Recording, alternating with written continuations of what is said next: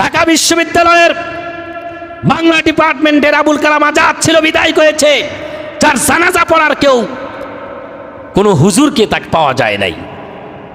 যখন আবুল কালাম আজাদ নাস্তিক মারা গেল, মারা যাওয়ার পরে হুজুর খুঁজে পায় না। ঢাকা বিশ্ববিদ্যালয়ের কেন্দ্রীয় জামে মসজিদের যে ইমাম বাড়িতে চলে গেছেন খুলনা, কারণ এর জানাজা আমি পড়াইতে পারবো না। না, তা তো যাওয়া যাবে না, ঢাকা বিশ্ববিদ্যালয়ের একজন শিক্ষক মারা গেছে, সেই বিশ্ববিদ্যালয়ের কেন্দ্রীয় মসজিদের ইমামই পড়াবে।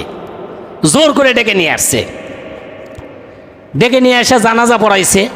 জানাজা পড়ানোর পরে আর অন্য আলেম ওলামা বলতেছে, তুমি তো নাস্তিকের জানাজা পড়াইলা, তোমার কি ঈমান আছে?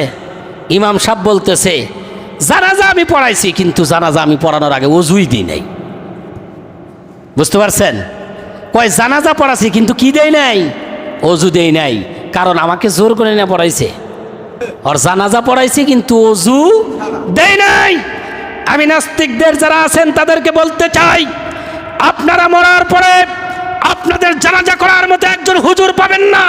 যদিও হুজুর পান, সেই হুজুর ওযু দেবে না, গোসল করবে না, বিনা ওযুতে আপনার জানাজা পড়াবে। কথা বলেন ঠিক কিনা? এই জন্য আল্লাহর কোরআনের আইনের বিরুদ্ধে দাঁড়ানোর স্পর্ধা, সাহস দেখাবেন না। একদিকে নারীদের মর্যাদা বেশি করতে চায়, আর একদিকে আল্লাহ যেই নারীদের মর্যাদা বেশি দিয়েছেন, সম্মান বেশি দিয়েছেন, সেটা অর্ধেকে নামাতে চায়। এর মানে ওরা নিজেরাই বোঝে না নারীদের সম্মান কি, নারীদের মর্যাদাটা কি। কথা বলেন ঠিক কিনা? আমার ভাইয়েরা, যে রিপোর্ট জমা দিয়েছে, এই রিপোর্টকে আপনারা মানবেন? আপনারা মানেন? আমি বলি, বর্তমান সরকার, ডক্টর ইউনূস সাহেব, ওনার কাজ এগুলো না। এ নারী কমিশনই আমরা মানি না।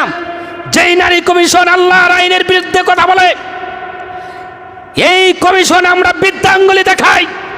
যেই নারী কমিশন নারীদের মর্যাদা ক্ষুণ্ণ করে, এক কথায় আল্লাহর আইনের বিরুদ্ধে যারা চুল পরিমাণ বিরুদ্ধে দাঁড়াবে, তাদেরকে আমরা প্রত্যাখ্যান করব শরীরে যত শক্তি আছে সমস্ত শক্তি দিয়ে। কথা বলেন ঠিক কিনা?